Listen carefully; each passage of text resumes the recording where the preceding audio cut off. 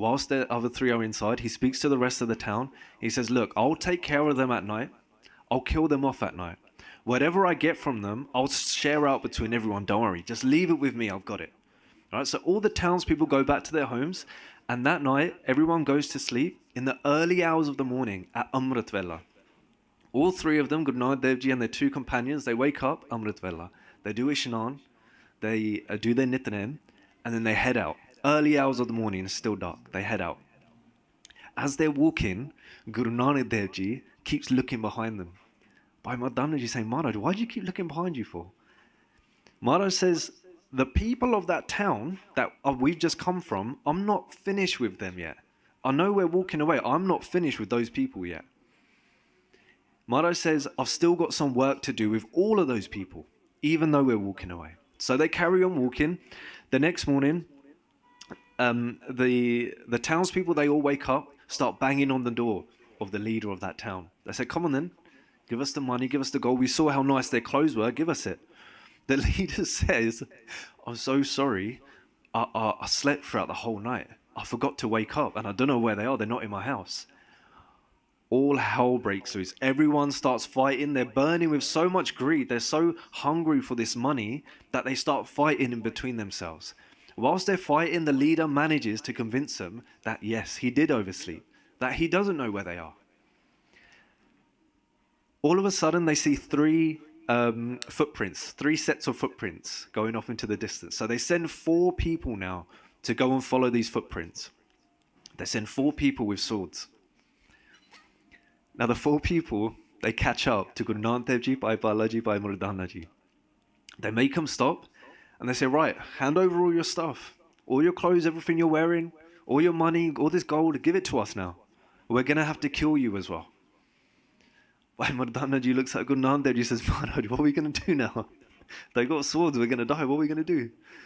Guru Nanak Dev Ji says, WhyGuru kya, naam chapo hor ki karna, just repeat WhyGuru, don't worry. Bhai Balaji, Bhai Mardanaji, they start repeating WhyGuru. Guru Nanak Dev Ji says, look, you're going to rob us, but if you're going to kill us because you're worried we're going to get revenge on you, then surely you can't just leave 3 dead bodies here out in the open. You're going to have to give us funeral rites. The 4 thieves, they start discussing between themselves. They're like, you know what? He's got a point. We don't like it, but we can't just leave 3 dead bodies out here. We're going to have to burn them. They said to Guru Nanak Dev Ji, we don't have any wood to burn your bodies, so forget it. Guru Nanak Dev Ji points off right into the distance. There's a little glowing light. They say, you know that glowing light over there? It's a fire. They say, go towards it.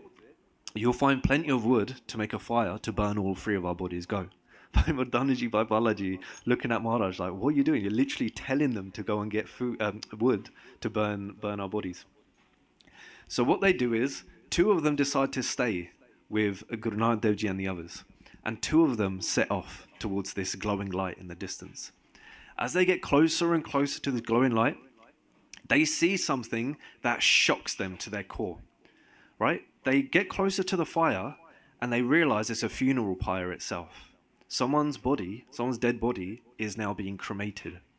But the thing that scared them was the fact that they saw jamduts, these angels of death that come when people die, beating the soul of that person. That man whose body is on the funeral pyre, he must have been a sinner. He must have done some really bad things. He's getting beaten up now by these jamduts.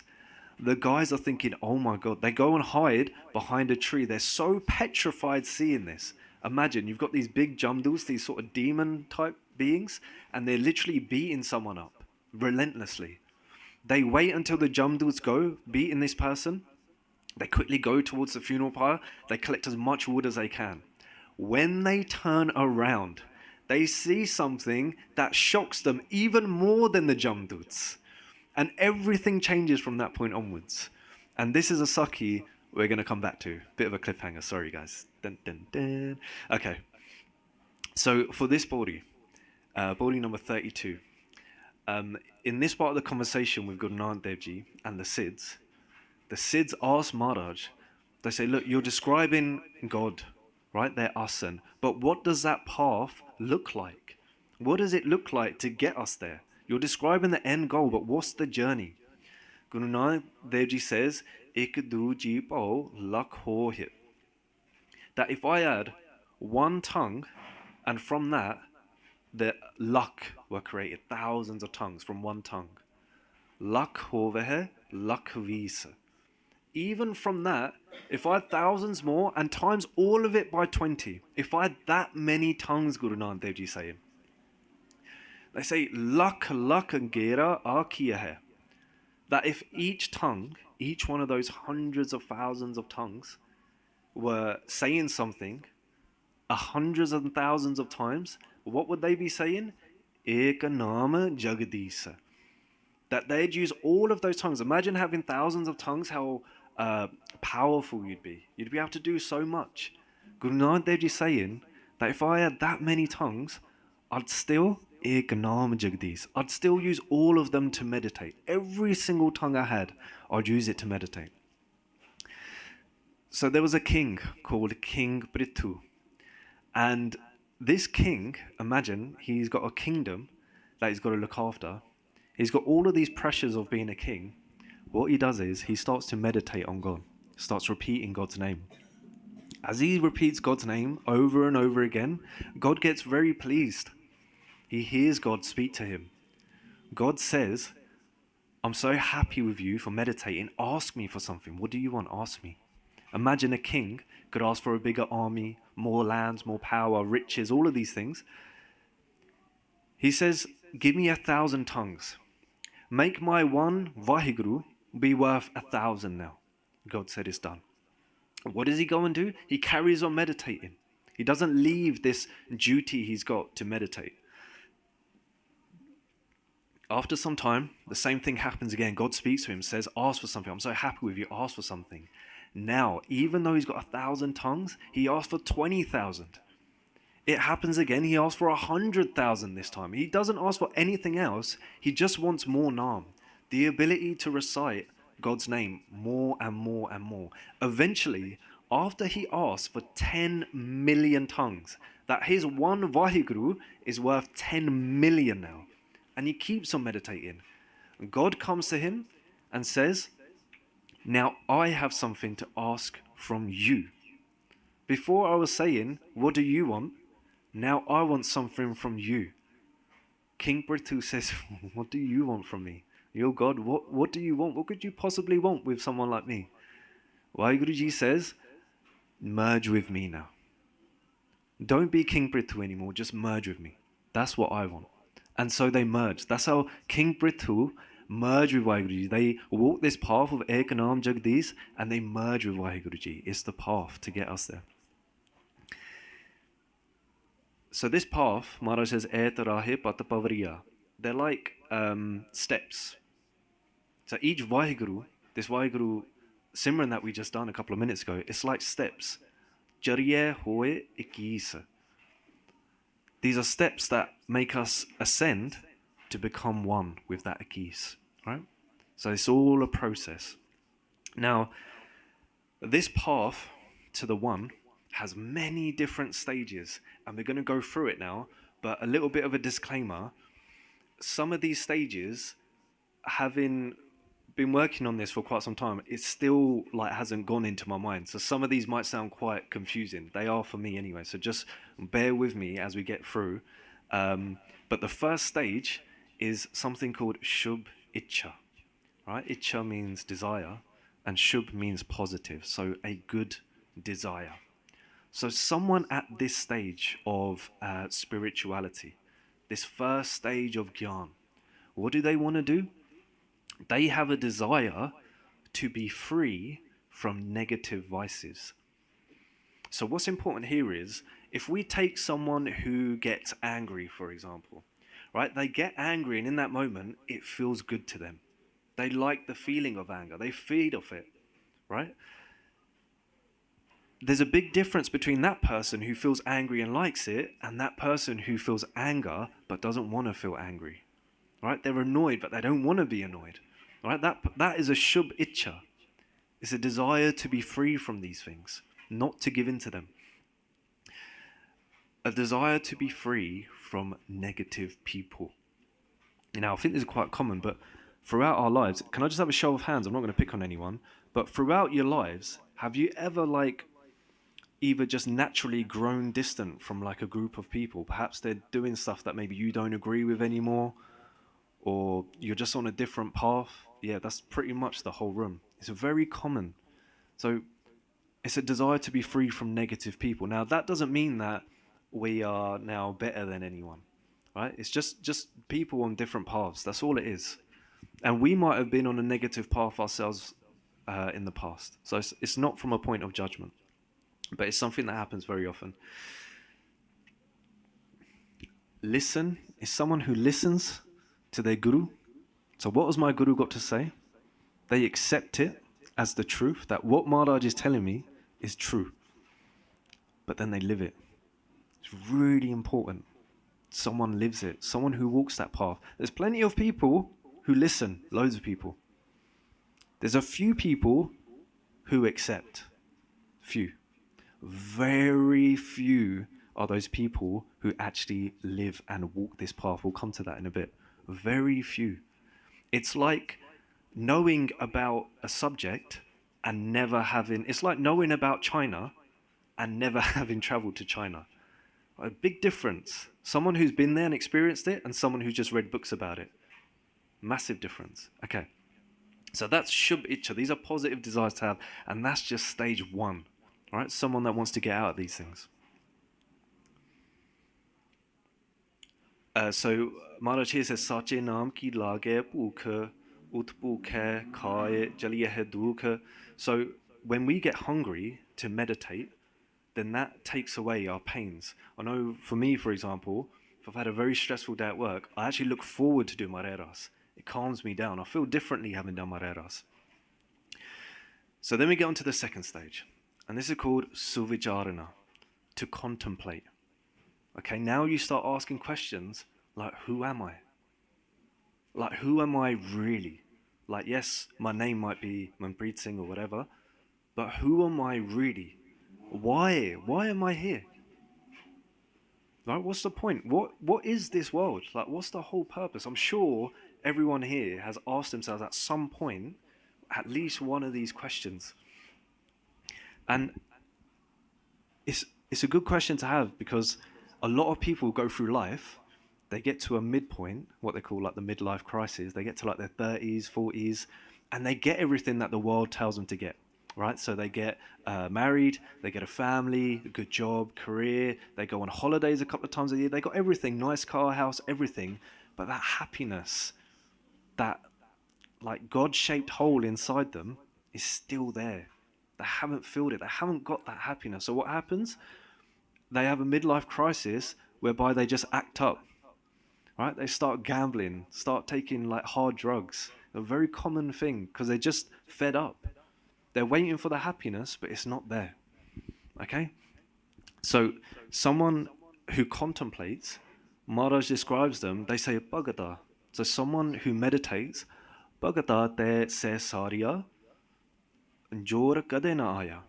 So a sesarya, someone of the world, and a bhagat meaning someone walking a spiritual path, jor kade na aya. They can never be one. Reason being, a sesarya, someone who's worldly, they live in the world, right? So they've got a job, they've got goals, they want to do things in the world, but their focus is in the world. They can't see past their job, their career. They can't see past their car, their house, anything like that. But someone who's a bhagat, they live in the world just like everyone else. They go to work, they've got career, aspirations of their own, great. But their focus is on the one. They are asking, who am I? Why am I here? Right? Imagine going to someone, you know, when you first meet someone, the first question you ask after their name, it's like, what do you do?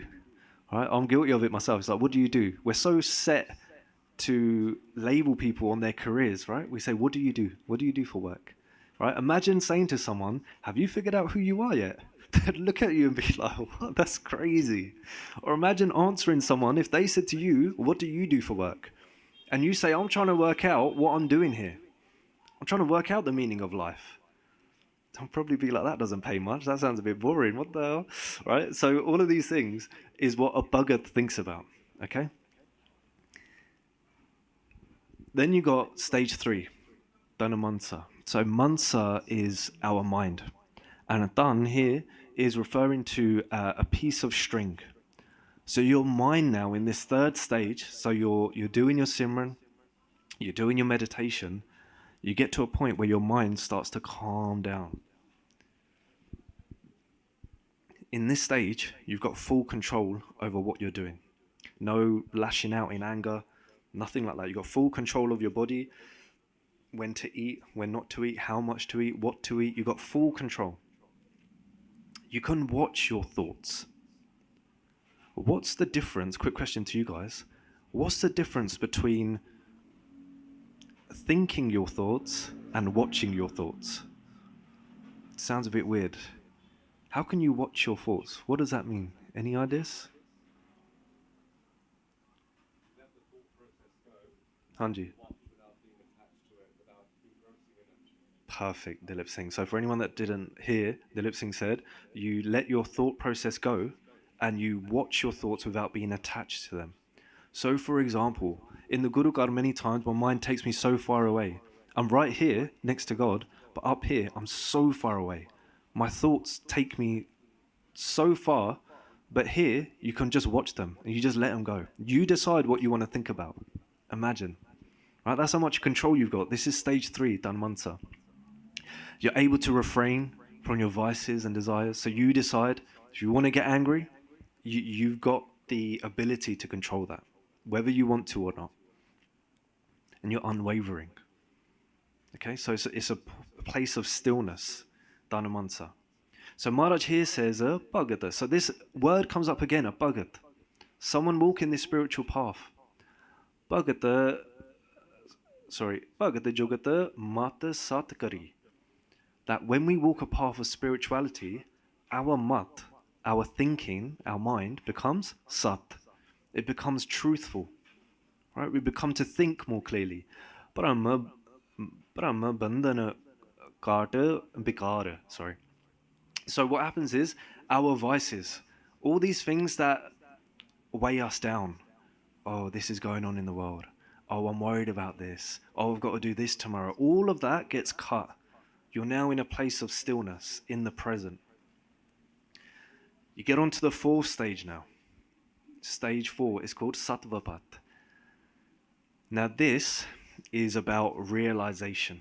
Okay, so what are you realizing in this 4th stage? That you are one with everything. Okay, so it's a bit like, you know, waves of the ocean. Just because it looks like a wave doesn't mean it stopped becoming the ocean.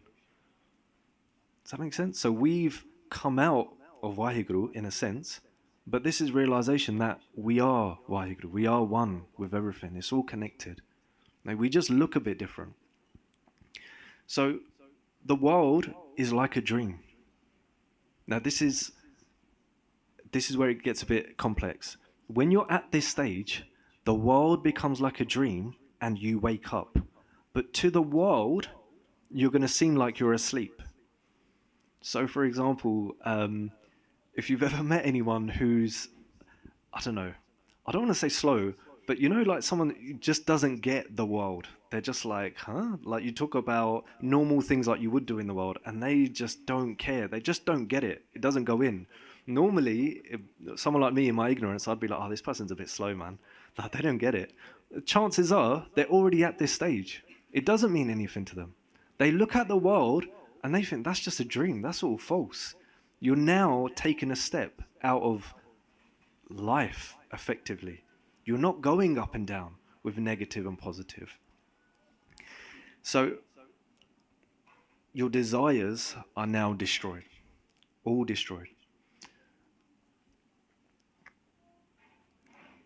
So Maharaj here says, Tohi mohi, mohi tohi, antara kaisa. So what is, they say, Tohi mohi, that you are me.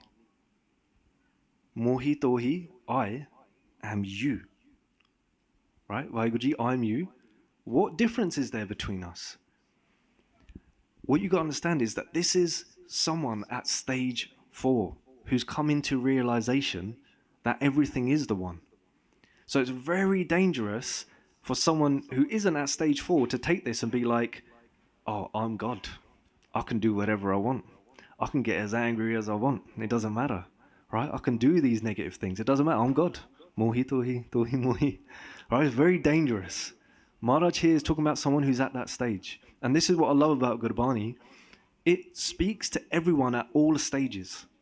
Sometimes people look and they're like, oh, it's contradicting itself. Gurbani's contradicting itself. It's not. It's all true, but Maharaj is talking at all different stages. It's like we can't understand master university level education if we haven't even learned our ABC in nursery and school. Right? It says all these stages. Maharaj speaks to everyone. Okay, and that's only stage 4. We've got many stages to go yet. Stage 5 then is a Sanskrit, no bodily ego. All right, very deep now. No bodily ego. So you're now watching everything. Everything that happens, you're watching it. You're no longer like doing it yourself in one respect. So you've left this world. So at this point, you're beyond dreaming and you're beyond being awake. It's almost like you're permanently awake. Quick story about Sandigani Gurbachan Singh Ji. One time they were asleep and their brother heard them reciting Bard while they were in their sleep. They heard them reciting Bard, they got their Bhakti Sahib out, and they started following along. Everything was perfect, yet Santji was asleep. So they're beyond sleeping. Their body might be asleep. That doesn't mean that they're asleep. You know when you wake up and you have a really deep sleep and you're like, whoa, I was out of it. I don't know what happened last night. I had no sleep, no dreams, sorry. You have no dreams. It's just like a really deep sleep. None of that.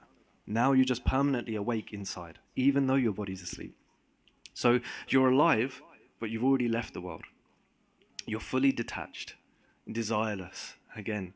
So no waking or sleeping at this stage. No bodily ego, right? A Sanskrit. Maharaj says, Jivata maraho, so die whilst you're alive. Jivata maraho. Maraho funa jivaho. Right? So by dying whilst you're alive,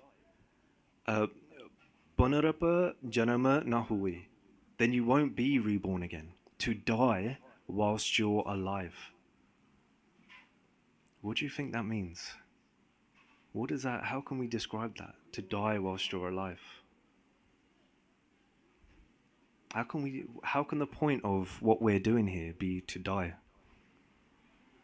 What was Maharaj talking about? Hanji, say everything.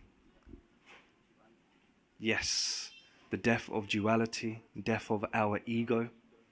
It's about completing these steps before this body ends in a way, isn't it? It's about walking the spiritual path. So, Jivata Maraho. Maharaj says, Kaho Kabira Jo Naam Samane.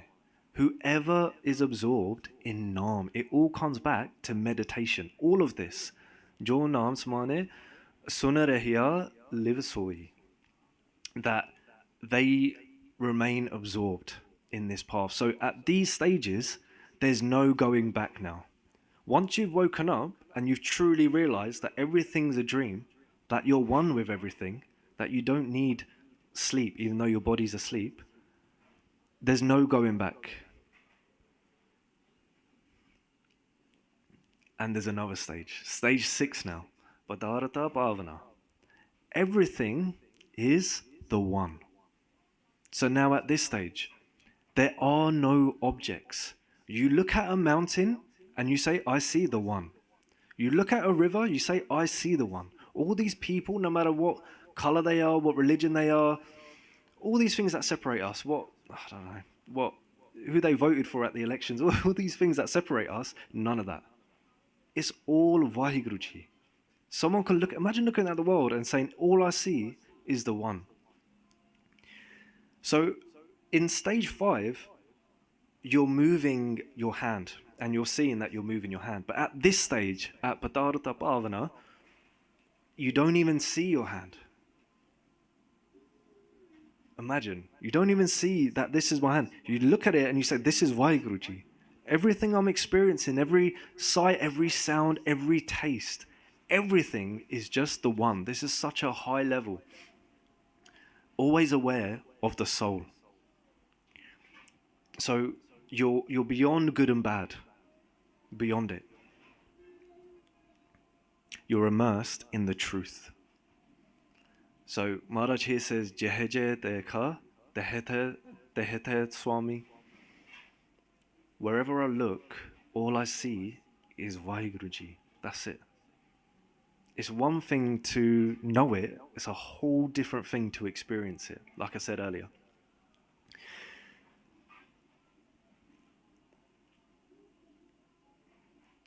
So now we get to the final stage. This is Turiya. Right? Many different names for it, but we'll call it Turiya here. This is when you're fully merged. So nothing is perceived. You've got no thoughts now. You're beyond thoughts, beyond speech, beyond everything. You're fully merged with the one. It's a bit like feeling the heat of the sun. In the previous stages, you feel the heat of the sun. At this stage, you've become the sun. You are now merged with the sun. Right? Completely different. So nothing is perceived. Also, a quick Saki about Sant Baba Harnam Singh Ji, very famous Mahapurush. They'd have to tie something around their stomach because they were beyond hunger. So when this rasa that they tied around their stomach, when it got loose, they'd look and be like, my body needs food now. I must be hungry. This is loose. And then when it got tight, obviously they'd know, I need to stop eating now. Right? They're so beyond that level. There's no pain, no pleasure. You're just beyond it. Imagine, like all these things we see in like the media, whether it be social media or the news, it's designed to like prod you.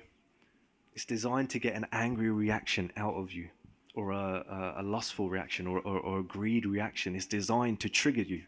All these things you see on the news, whether it's just on an app or Instagram or something like that, it's very triggering. It's always like the most harrowing, horrible stuff. There's not much out there that's good in that respect. And there's not much out there about spirituality. No one's really bothered about this. All right? But at this stage, you're beyond everything. You're beyond seeing good and bad. People ask, why is there bad in the world? At this stage, there is no good and bad. Very, very high level. There's no me or you. Okay, so when we say there's me, obviously there's an ego there, right? I am me. That is the ego, homme. But there's also no you. When we say you, it's almost, in one respect, we could be saying it like you are somewhere else. You're in duality. There's none of that now. You're completely one. You've become love. What does God feel like? Love. How do we get there? Love. Loving devotion. Saying WhyGuru with love. Jine prem kiyo tene hi prabhu bhava. Only those that love are going to get to love. You can't get to an end goal of love and be horrible. Have a cold heart. It doesn't work like that. To get to love, you're going to have to live with love. So here Maharaj says, Naam Rehiyo. That Naam is going to stay. Naam is going to say, Naam Rehiyo, Sadhu Rehiyo. Those saints, they're going to stay as well. Rehiyo Guru Gobind. So those, the Guru is going to stay, and Gobind, WhyGuru Ji is going to stay. Why do you think Maharaj is saying here that they're going to stay? Naam Rehiyo, Sadhu Rehiyo. Why would they stay? I get that God, Gobind, is permanent, right? Ad Sach, Jugad Sach, Hebi Sach, they're beyond time. But why would a sadhu be beyond time? A saint. What does that mean? Any guesses before I come to Seva Singh? So Seva Singh, Maharaj here is saying that Naam is going to stay. Naam Rehiyo, Sadhu Rehiyo. Right? Saints are going to say, Rehiyo Guru Gobind. The Guru is going to stay, Guru Granth Sahib Ji is going to stay, and Gobind, WhyGuru Ji themselves, they're going to stay as well. Why would a saint stay as well. Why would they put saint here? Why wouldn't they just put Nam, Guru, and God? What's the significance? What makes someone a saint?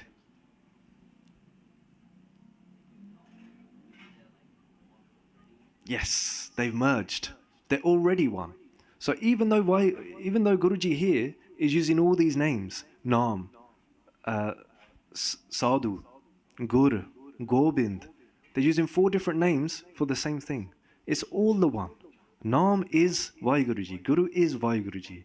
And those saints that merge, they become WhyGuruji. Nam Reo, Sadhu Reo, Reo Guru Gobind, Kaho Nanak ehe jagat mein, kin japiyo Gurmant. But the people who walk this path, similar to what I was saying earlier, the people who walk this path, very rare. Very rare do you find someone like King Prithu, who is a king, who has a kingdom to look after. He's got a queen to look after, tough job, right? Even he merged with WhyGuruji.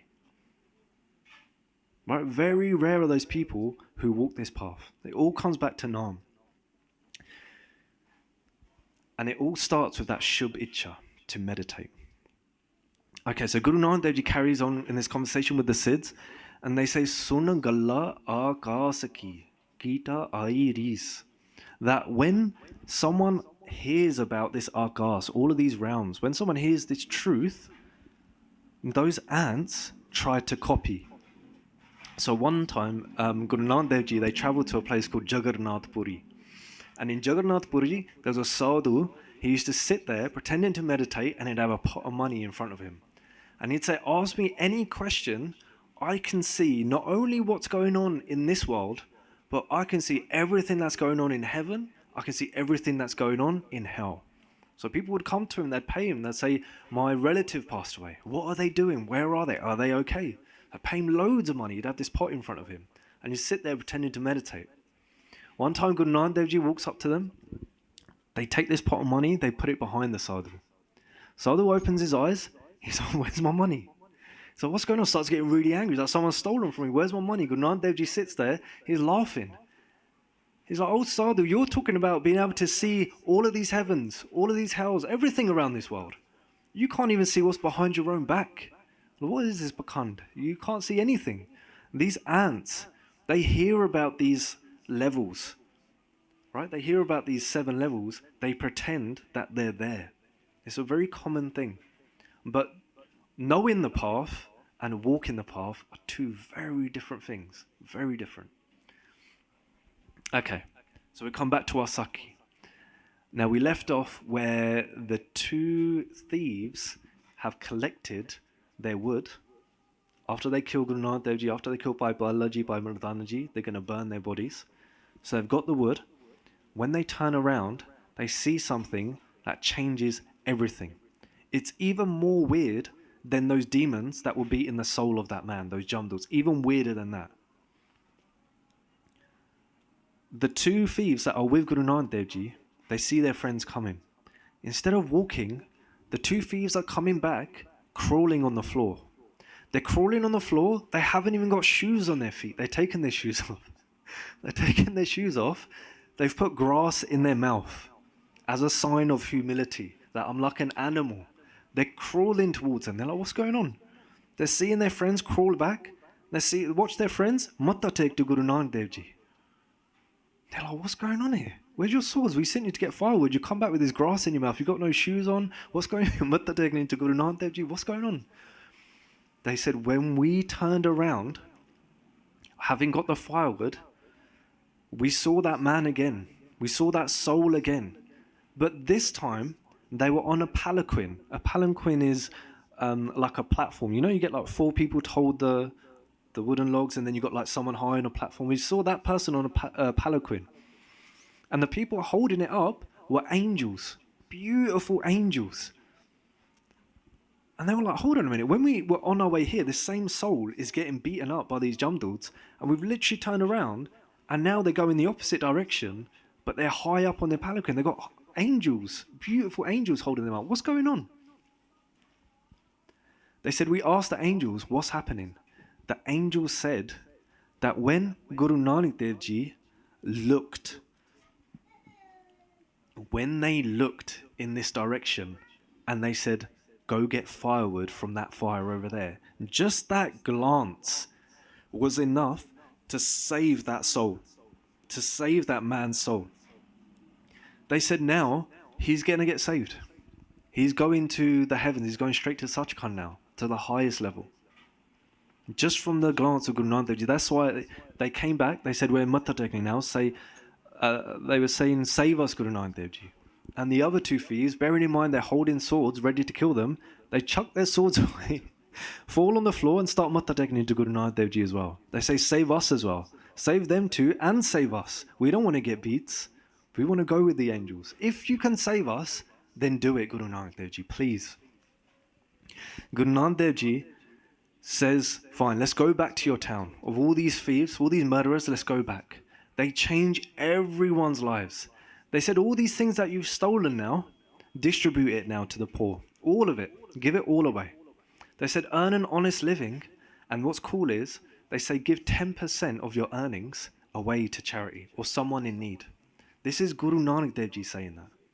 One of Guru Gobind Singh Ji's 52 hukams is to give 10% of your earnings. It's something me personally, I'd always attribute to Guru Gobind Singh Ji. Here's Guru Nanak Dev Ji saying it hundreds of years before. They're saying it. Give 10% of your earnings. So it just shows that although our Gurus came over a very long length of time, the Sikhi, the teachings, were the same. It was always the same. They got the people of the village to build a Gurdwara. And in that Gurdwara, they start serving. They start meditating. Guru Nanak Dev Ji gets so happy, they bless every single person. Imagine, these are sinners. These are thieves. They've murdered so many people. Guru Nanak Dev Ji blesses all of them. Every single one of them. He's so happy. And just that glance. And this is what Maharaj talks about here. They say, Nanaka nadari paya kudi kure teesa. That from the glance, it's so powerful. Just having your Guru look at you. You gain everything. Nanak nadari paya kuri kure teesa. That those that are false, everything else is for the liars. The truth is in the Guru's glance. So we've come to the end of today's talk. Just to do a quick recap. So Bodhi 32 was all about this journey to the one. Right? This journey of spirituality, self-realization, Naam Simran, of following your Guru. Right? So meditation is the way. And we looked at all of these 7 stages to get there. Now, in one respect, we don't need to worry about those 7 stages and where we're at. Oh my God, have I got this? Have I got that? We don't need to really worry about that. Why don't we need to worry about it too much, do you think? Anyone? So we've got these 7 stages. They're quite in-depth, but why really do we not need to worry? What do you think, Karanveer Singh? Yes, Maharaj Kirpa. It's Guru Prasad. Right, that word comes up a lot. It's our Guru's grace. That Guru's Nadri, the same grace that saved that sinner from the Jamduts, that same grace that saved those sinners in that town, that's all we want. We just want our Guru to look at us and be happy. They're going to bless us. Who's to say we're not going to skip the first 6 stages and just go straight to 7? That's all in their power. So knowing that it exists is one thing. We don't really need to worry about it too much. All we need to worry about is following our Guru, doing what Guru Nanak Dev Ji says. So we've come to the end. Please forgive me for all my mistakes. Has anyone got any questions or any vichar of their own on anything we've covered today? Hanji.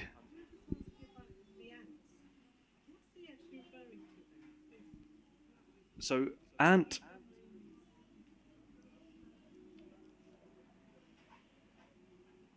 Yes, so Gita Airis. So Maharaj here is talking about an ant who's of a very low understanding. Those kire. You know, like ants, you can respect them in one respect, but in one respect they're quite annoying as well. Maharaj is talking about those people that are like ants who try to copy. How can someone who's never meditated copy someone of like Sant Baba Harnam Singh's level or Sant Gyani Gurbachan Singh Ji, like as in just pretend to be them? right? It's about those people who are pretending, like that sadhu in Jagannath Puri, pretending to be able to do all of these things. They're like ants, Maharaj is saying. Compared to that sadhu, compared to that bhagat, these people are just ants. They're fake. Does that make sense? Anji?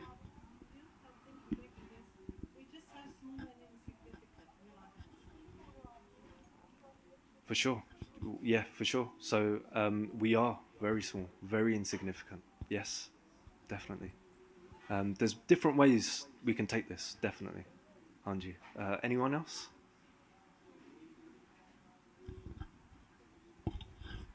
WhyGuru, so sorry, I don't know if you've already said this or not, but you know the 7 stages. Do they have to happen like step by step, or is it like parallel or mixed, or what's the? You're asking the wrong person. There are 7 stages. Whether they happen all at once, whether they're parallel, whether we can skip 2 and go to the 3rd one, Nanak Nadari Paiye. That's all. They're in control. The second we start thinking, oh no, I'm here now. I'm here. I'm at level 7. We've already failed because they're saying I. Right? We're still stuck in these thoughts. I, me. Someone who's at level 7 would never say, I'm at the highest level. They can't speak in ego. Does that make sense? Is that right? Anyone else? Bhai Sahib ji, WhyGuru ji, Khalsa, Khalsa. WhyGuru ji ki fateh ji. So you definitely shared panktiyan from Guru Granth Sahib Ji Maharaj. So can I ask, like, what is the reference for these 7 stages, one by one? Hanji. So these 7 stages, firstly, they're covered in Mahapurush's Gatha, right? So Gatha by Sandgyani Gurbachan Singh Ji. There are other Gatha as well, but they are from a school of thought called the Upanishads, and I might be saying it wrong, but they are called the Upanishads, and they are.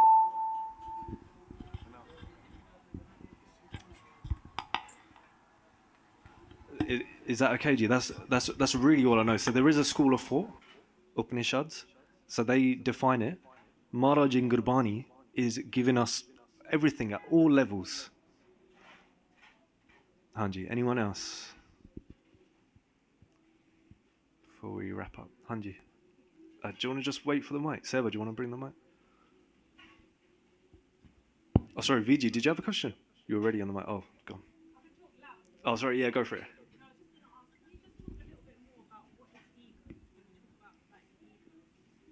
Hanji, what is ego? It's a really good question. So, Gurbani describes ego as homme. Have you ever heard of that word before? Homme.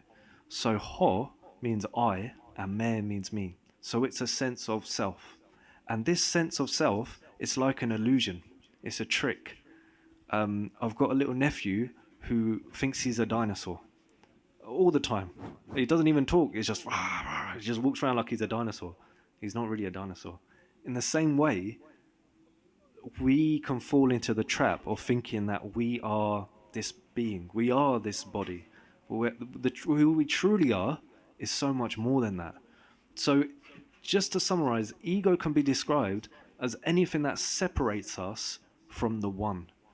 Anything that separates us from realizing that I am connected to everything.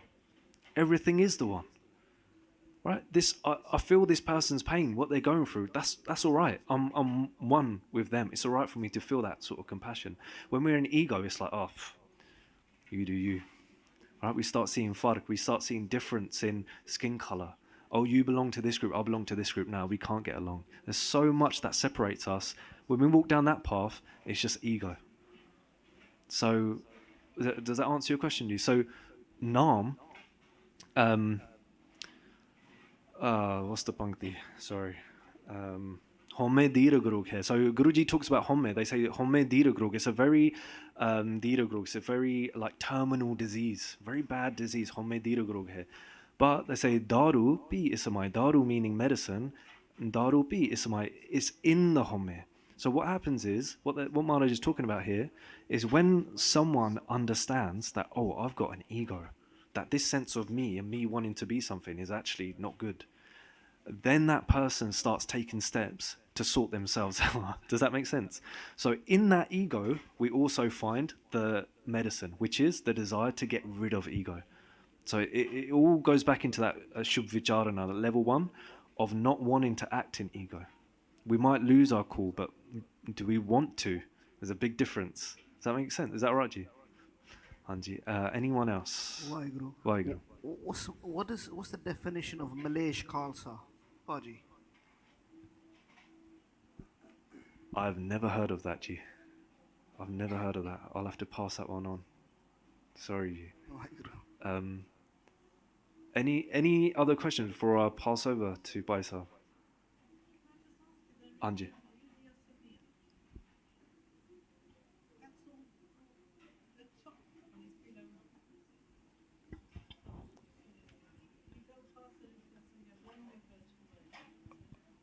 So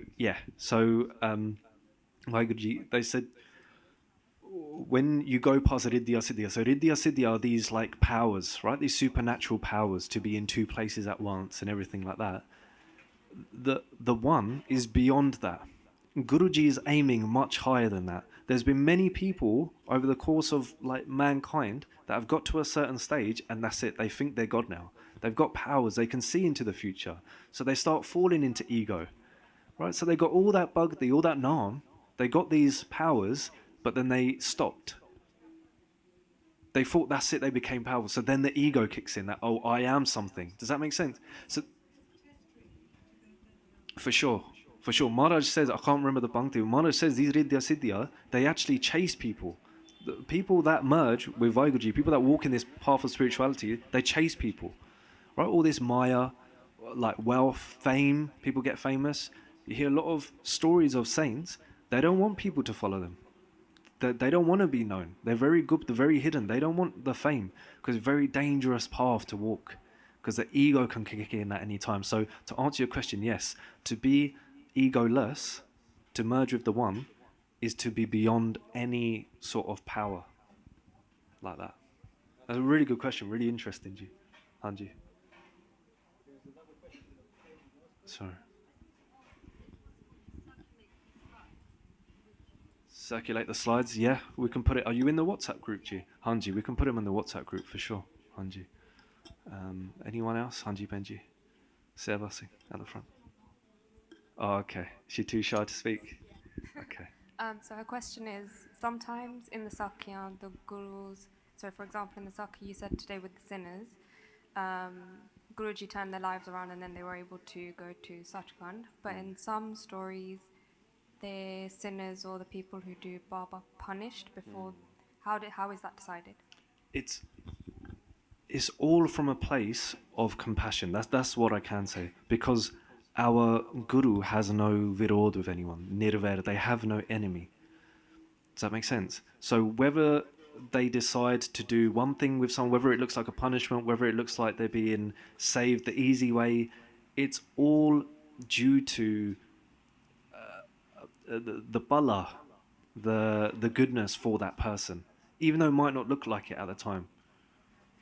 It's a very deep way of thinking. It's like, watching a movie and believing the actors and forgetting that, oh, this is a movie, there's like a cameraman, there's a whole director and everything behind the scenes. It's like that sort of thinking. When we operate at a level of good and bad, it's a really good question, but it's so deep is the answer I'm trying to get to. It's very deep. What you're basically saying is, can we think like our Guru? Can we put ourselves in our Guru's position? The answer is yes, but only at that stage, once you've merged. At this stage, things our Guru does, it's beyond logic. It's going to seem strange, and it does seem strange, doesn't it? Some Sakis, what Guruji does. Because I'm sure by Balaji, by Mardanaji, when Guru Nanak Dev Ji always wore sort of cheap looking clothes, simple clothes, all of a sudden started to dress up. Even they probably didn't understand. But what did they do? They just carried on following anyway. Does that answer the question, Ji? Hanji. Anyone else before we wrap it up? No, really good question. So we'll finish there. Thank you all so much. Like I said, WhyGuru. Like I said, please forgive me for all the mistakes. that I've made. And let's finish off with the Fateh Ji. WhyGuru Ji Ka Khalsa, WhyGuru Ji Ki Fateh.